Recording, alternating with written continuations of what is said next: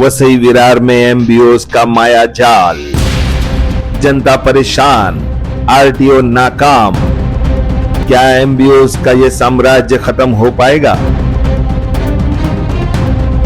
MH48 क्षेत्र में खुलेआम चल रहे इलीगल मल्टी ब्रांड आउटलेट्स यानी एमबीओ पर हम बात करेंगे। हमारे पास ऐसे एमबीओस की एक लंबी सूची है जो बिना ट्रेड सर्टिफिकेट के अवैध रूप से कारोबार कर रहे हैं, और इस वीडियो में हम शुरुआत करेंगे उन एमबीओस से जिनका गैर कानूनी व्यापार आरटीओ MH48 की लापरवाही के कारण दिन ब दिन बढ़ता जा रहा है।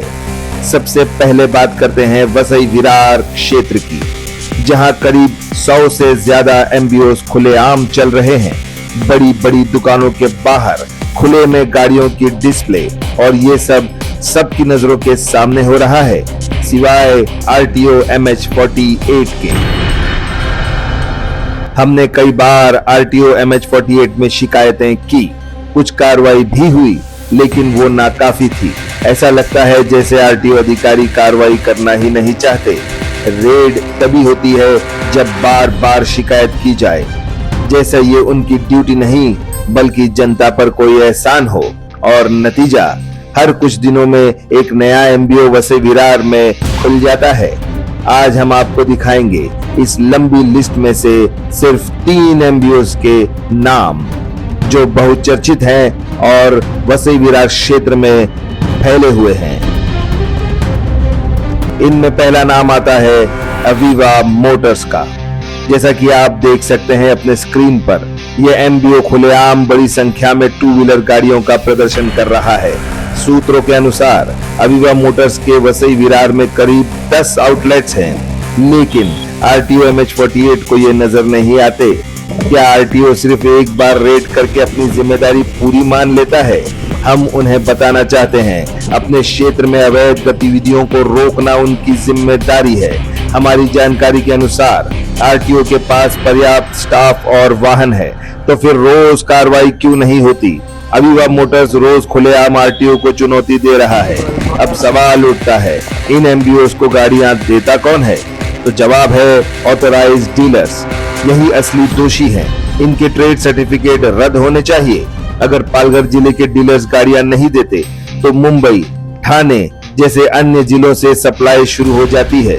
मतलब साफ है, उन्हें पता है कि MH48 आरटीओ कुछ नहीं करेगा। हाल ही में हमने एक वीडियो पोस्ट किया था जिनमें एक राइडर ऑटो रेस नाम के डीलर से बाइक लेकर ड्रीम बाइक एमबीओ तक डिलीवरी करता दिखा। जनता देख रही है, लेकिन आरटीओ नहीं देख पाता। एमबीओ सरकारी पैसों से कैसे खिलवाड़ कर रहा है ये भी हम बताएं। एमबीओ जीएसटी में भी बड़ा गोलमाल कर रहा है। एमबीओ खुद जीएसटी बिल नहीं दे सकता। बिल ऑथराइज्ड डीलर के नाम से बनता है, क्योंकि एमबीओ अवैध है। यह एक बड़ा जीएसटी स्कैम भी हो सकता है। हम जल्द ही जीएसटी विभाग में इसकी शिकायत दर्ज करेंगे। सूत्रों के अनुसार अवीवा मोटर्स के ऊंचे संपर्क है। शायद यही वजह है कि आरटीओ MH48 आंखें मूंदे बैठा है, लेकिन हमारी नजर खुली है और हम जल्द ही ट्रांसपोर्ट कमिश्नर को कुछ नई शिकायतें देंगे। अब इस लिस्ट में दूसरा नाम वंश मोटर्स। यह एमबीओ विरार के एक रिहायशी इलाके में स्थित है, जहां करीब 50 गाड़ियां खुले में खड़ी रहती है। आरटीओ की गाड़ियां कई बार इसके सामने से गुजरती है, लेकिन कोई कार्रवाई नहीं। क्यों? इन एमबीओस के साथ कुछ फाइनेंस कंपनीज भी जुड़ी हुई हैं, जो खराब सिविल स्कोर वाले लोगों को भी लोन देती है। क्या ये फाइनेंस कंपनीज को ये पता नहीं कि एमबीओस अवैध हैं? और अगर इन्हें पता है और इसके बावजूद भी वहां पर ये डीलिंग्स कर रही है, तो इन पर भी इन्वेस्टिगेशन होना जरूरी है। ये कौन सी फाइनेंस कंपनीज है जो ऐसे एमबीओस की हर गाड़ी पर लोन कर देती है, और ये लोन का सिस्टम क्या है? इसीलिए हम मांग करते हैं लोकल क्राइम ब्रांच से, इकोनॉमिक ऑफेंस विंग से और जीएसटी विभाग से कि इस मामले में जो वहां पर फाइनेंस कंपनीज हैं और एमबीओस किस तरह से डील कर रहे हैं। आपको बता दें कि एमबीओस जीएसटी बिल नहीं देते हैं, ये बिल ऑथराइज्ड डीलर्स देते हैं। तो एमबीओस के पास जो बिलिंग हो रही है, क्या सरकार को ये टैक्स भरते हैं? अगर भरते हैं तो क्या ये जीएसटी भरते हैं? ये सारी चीजें सामने आनी चाहिए और इस मामले की सख्त जांच होनी चाहिए ताकि आम जनता इन जालसाजियों का शिकार न बने। वंश मोटर्स, जिसके बारे में पहले भी शिकायत दी गई थी, लेकिन रिहायशी इलाके में होने की वजह से और लोगों की नजरों से बचने की वजह से इस पर शायद अब तक रेड नहीं हुई। वंश मोटर के खिलाफ कई शिकायतें सामने आ चुकी है, लेकिन इसके बावजूद भी इस पर सख्त कार्रवाई MH48 की तरफ से नहीं हो पा रही है। इसकी क्या वजह है, ये MH48 के अधिकारियों से, RTO अधिकारियों से ही जानेंगे और आपके सामने सच जरूर लाएंगे। तीसरा नाम आता है शमीम मोटर्स का। यह MBO नाला सोपारा में स्थित है।